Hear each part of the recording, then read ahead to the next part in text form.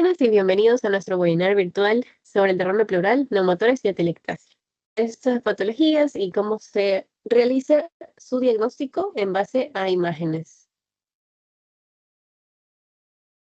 En primer lugar, vamos a hablar del derrame pleural en el espacio pleural, que normalmente tiene solo entre 10 y 15 mililitros, permite que haya un buen movimiento del pulmón. El derrame, básicamente, este líquido de aquí va a encontrarse en desequilibrio, puede haber un aumento o una disminución en este líquido y se va a producir lo que es el derrame. Posteriormente podemos ver las partes de la pleura y este pequeño espacio en donde va a contener líquido pleural tiene su límite, pero en el caso de un derrame, este lo supera y se puede filtrar por medio de los vasos o por inflamaciones o algún tipo de tumoración que veremos más adelante. Entonces, con esto nos ubicamos mucho mejor. Por consiguiente, tenemos la patogénesis. Como dije, en condiciones normales, el líquido de la pleura se produce por los capilares de la pleura parietal y se reabsorbe por los linfáticos. Pero cuando hay alteración de estos mecanismos, como los que pueden ver aquí, este de aquí puede causar un aumento de la presión hidrostática, alguna disminución de la presión oncótica también, o incluso pueden aumentar la permeabilidad capilar. Y de esta manera se acumula el líquido en ese espacio. Y según su composición lo vamos a clasificar en exudado y trasudado. En el exudado las causas son mayoritariamente neoplásicas en un 40% y en los trasudados tenemos la insuficiencia cardíaca en más cantidad y por consiguiente la cirrosis. Ahora, ¿cómo sería la apariencia en imágenes de lo que es el derrame pleural? En primer lugar, les vamos a mostrar lo que es la ecografía. ¿Por qué? Pues es un método muy rápido y usado actualmente y bastante sensible para detectar incluso pequeños volúmenes de líquidos. Aún así, la tomografía sigue superándolo a la ecografía en el lado de los volúmenes que cada uno detecta, que lo explicaremos más adelante. En un derrame pleural se puede observar una zona anecoica o hipocoica. Cuando hay tabiques o ecos internos, se puede sugerir que haya un empiema o algún derrame complicado, que lo vamos a ver más adelante. Entonces, en anecoico vamos a llamar a todo lo que es negro, que es lo que está aquí, que viene a ser lo que es un líquido claro, en este caso, que es el derrame pleural. Todo esto de aquí. Tenemos aquí la línea pleural. Este es el reflejo del artefacto que ponemos del ecógrafo. Tenemos aquí el derrame marcado de azul y finalmente el lado costodiafragmático. Ahora, yendo a lo radiológico, en la radiografía de tórax, el hallazgo clásico es una opacidad homogénea. Aquí y por acá. La opacidad, antes que nada, es una zona más blanca en la radiografía. Por ejemplo, aquí pueden ver las masas o las consolidaciones de, por ejemplo, un poquito del parénquima. Podemos ver los huesos también. Si queremos irnos a algo más específico, también hay términos como lo radiolúcido y lo radioopaco. Lo radiolúcido viene a ser lo más negro en lo que es la radiografía, en este caso el aire o el tejido menos denso. Y lo radioopaco, como mencioné, es lo más blanco y esto es típico en los líquidos. Aquí tenemos unos signos característicos del derrame pleural, que es el embotamiento del diafragma.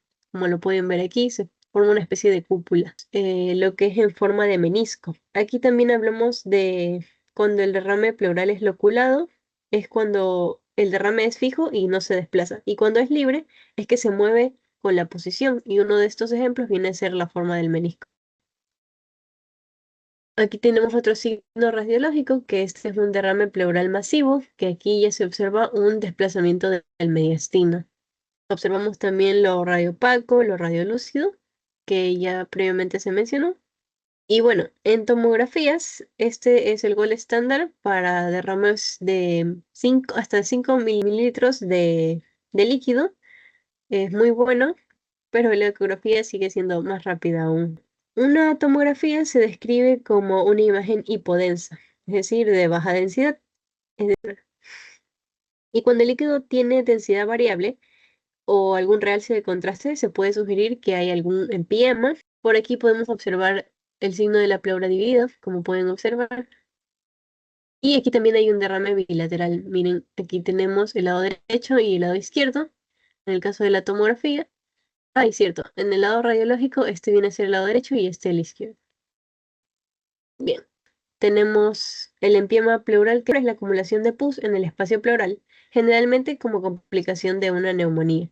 Aquí tenemos una ecografía y aquí también tenemos una tomografía. Podemos observar que este de aquí es algo ecogénico, a diferencia de un derrame pleural que no sea de causa neumónica. Y bueno, esos han sido los hallazgos del derrame pleural. Sí. Bueno, continuando lo que va a hacer con el neumotórax, tenemos que definir lo que va a ser el neumotórax como la presencia de aire en el espacio pleural con un colapso pulmonar secundario, donde el origen puede ser tanto externo como interno. Siguiente, por favor. Vamos a ver que lo vamos a clasificar el neumotórax en cuatro: neumotórax espontáneo primario, espontáneo secundario, traumático y atención. Siguiente, por favor.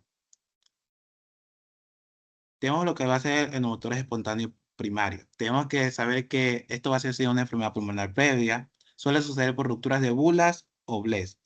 Es exclusivamente, prácticamente lo que va a ser de fumadores.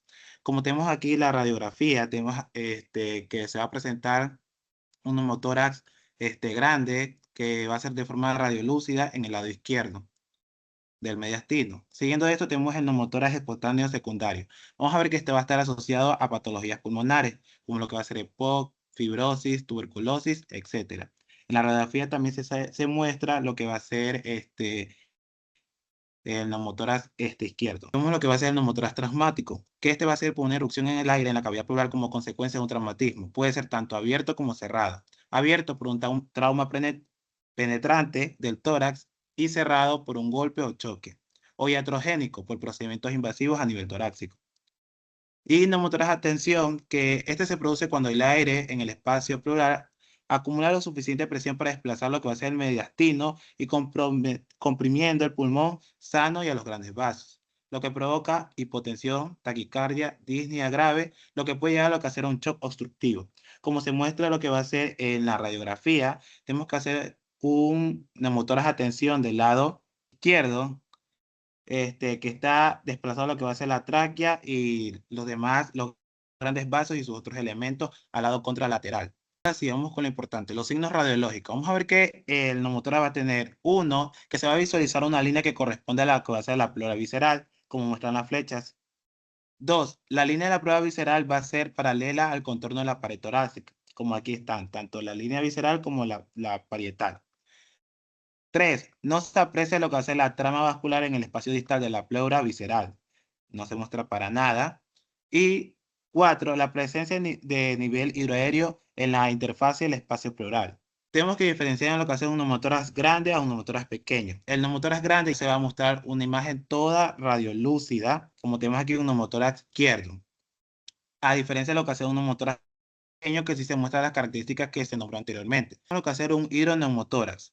Un hidroneumotórax se lo puede identificar como la presencia de un nivel líquido y gas en posición vertical y una opacidad difusa en posición supina que puede ocultar el neumotórax. Fisiopatología a grosso modo es que el aire líquido en el espacio pleural rompe lo que va a ser la presión negativa normal, impidiendo la expansión pulmonar. Esto produce un colapso parcial o total del pulmón y compromiso respiratorio, variable según la cantidad de gas y líquido. El líquido puede ser seroso, purulento, sanguinolento o quiloso. Como se muestra lo que hace la imagen, aquí tenemos lo que hacer un hidroneumotórax del lado derecho. Ahora sí, tenemos los signos radiológicos de lo que hace un hidroneumotórax. Primero, tenemos que nivel hidroaéreo horizontal bien definido, como se muestra la definición tanto de radiolúcido como radiopaco de lo que va a ser el hidroneumotórax. Vamos a ver que va a ser una ausencia del menisco pleural. La línea plana no se curva para nada. Vamos a ver que va a haber una zona radiolúcida superior y una radiopaca inferior. Tenemos también que va a ser un colapso pulmonar parcial con una retracción de lo que hace el hilio. El hilio no se nota para nada. Vamos a ver que también puede haber un desplazamiento del hilio en casos extremos y lo que va a ser un aplanamiento o borramiento de la diafragma ipsilateral. Como podemos visualizar, no se muestra para nada lo que va a ser el diafragma. Lo siguiente vamos a tener sobre el patrón atelectásico, siguiente diapositiva, el cual vamos a definir que la atelectasia es el colapso total o parcial del parénquima pulmonar. con pérdida del volumen alveolar y disminución o ausencia del aire en los alveolos. Este puede afectar desde un segmento hasta el pulmón completo. La fisiopatología en la atelectasia va a comprometer el funcionalismo pulmonar, cualquiera que sea la patología que la produzca, causando así alteraciones en lo que es la mecánica pulmonar y por lo tanto en el intercambio gaseoso. Esta va a producir un compromiso en la compliance pulmonar, afectándose esta elasticidad pulmonar en la relación a la duración del colapso pulmonar, puesto que a mayor duración de la atelectasia se requerirán presiones de insuflación superiores para lograr una expansión de los territorios colapsados. Los signos directos e indirectos que vamos a encontrar aquí, los signos directos de la atelectasia va a ser un desplazamiento de las fisuras interlobulares, amontonamiento de vasos pulmonares, broncogramas aéreos, y en los signos indirectos de la atelectasia va a haber una opacificación pulmonar, granuloma desplazable, hiperexpansión compensatoria del pulmón circundante o contralateral, desplazamiento del corazón, mediastino, tráquea e ilio. También podemos encontrar elevación del diafragma y proximidad de las costillas. Clasificación de las atelectasias por su mecanismo de producción. Vamos a tener como primero la atelectasia obstructiva, lo cual va a ocurrir como resultado de la obstrucción completa de una vía aérea, lo cual no va a poder entrar aire nuevo a la parte del pulmón distal a la obstrucción, y cualquier aire que ya se encuentra ahí es finalmente absorbido por el sistema capilar pulmonar, dejando así sección colapsada en el pulmón afectado. Debido a que la pleura visceral y parietal no se separan en la atelectasia obstructiva, se crea una tracción, y si la pérdida de volumen es considerable, las estructuras torácicas móviles pueden ser arrastradas hacia el lado de la pérdida del volumen, lo cual ahí va a ocurrir lo que es el desplazamiento mediastínico. Las posibles causas de la atelectasia obstructiva incluyen neoplasias obstructivas, taponamiento mucoso en pacientes asmáticos con estado crítico y aspiración de cuerpos extraños. La atelectasia obstructiva de un pulmón entero puede ser resultado de una obstrucción completa del bronquio principal derecho o izquierdo. Como se puede notar en la imagen, va a haber una atelectasia global izquierda secundaria a un tumor endobraquial.